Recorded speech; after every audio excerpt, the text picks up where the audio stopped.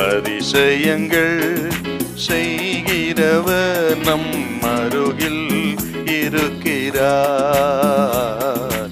அற்புதங்கள் செய்கிறவர் என்றும் நமக்குள் வசிக்கிறார். உபாகமம் 4ஆம் அதிகாரம் 37வது வசனம் வாசிக்க பார்க்கலாம். அவர் உன் பிதாக்களில் அன்பு கூர்ந்தபடியால்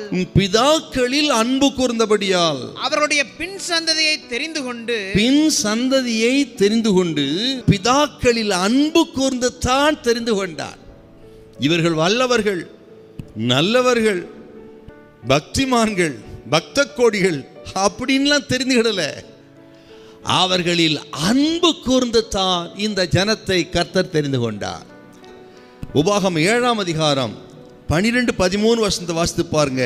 அப்படி தெரிந்து கொண்ட ஆண்டவர் தெரிந்து கொண்டதுக்கு அடையாளமாக அவர்களோடு உடன்படிக்கை செய்தார், அதுவும் அன்பினாலே.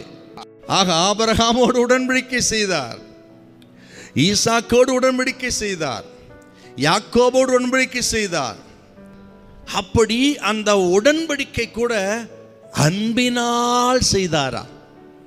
அடுத்து இந்த ஜனத்திடத்தில் அவர் எதிர்பார்க்கிறது அன்பைத்தானா, வேற இல்லை. இவரது காணிக்கையோ இவர்களை கொண்டு உலகத்தை அசைக்க வேண்டும் என்பதல்ல. இவரிடத்தில் கர்த்தர் எதிர்பார்ப்பது அன்பைத்தான் எதிர்பார்க்கிறாரா. என் ஜனம் என்னை நேசிக்க மாட்டார்களான்னு ஒரு ஏக்கம், அங்கலாய்ப்புங்க ஆண்டவருக்கு. நம்மிடத்திலும் கர்த்தர் எதிர்பார்க்கிறது அன்பைத்தான். நாம் ஆண்டவரை நேசிக்கிறோமாங்கிறத அவன் எதிர்பார்ப்பு, வேற ஒன்றும் இல்லை. சில விஷயங்களை கேட்பாரு, இதனால அன்பினால் நமக்கு கிடைத்ததெல்லாம் நாம் சம்பாத்தியமானதல்ல, நாம் வைத்திருப்பதெல்லாம் நமது பலத்தினால் நமது சாமர்த்தியத்தினால் சம்பாதித்ததல்ல. ஐஸ்வர்யத்தை சம்பாதிக்கூடிய பலனை அவரே நமக்கு கொடுக்கிறார்.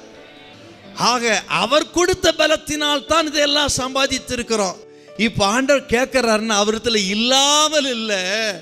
ஆக என் பிள்ளைகளிடத்துல அன்பு இருக்கிறதா என்ற ஏக்கம், அதனால தான் கேட்கிறாரு. முழுமையாய் ஆண்டவரை நேசிப்பதற்கு அடையாளம் என்னன்னு கேட்டீங்கன்னா 97ஆம் சங்கீதம் 10வது வசனம்.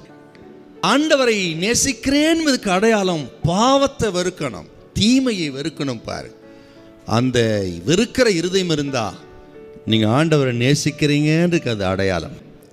ஆண்டவர் நமது அன்பின் நாயகர் இயேசு நம்மை நேசித்தது ஏதோ இன்றைக்கு நேற்று அல்ல, ஏதோ ஹாஸ்பிட்டலில் அல்ல, ஆக சாகர தருவாயில் அல்ல, எங்கோ போய் கொண்டு அப்பொழுது அல்ல.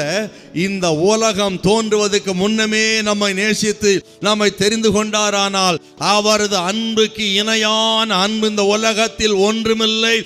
அவர் அன்பு மாறவில்லை. கர்த்தர் உங்களை நேசிக்கிறார். ஹல்லேலூயா, ஹல்லேலூயா.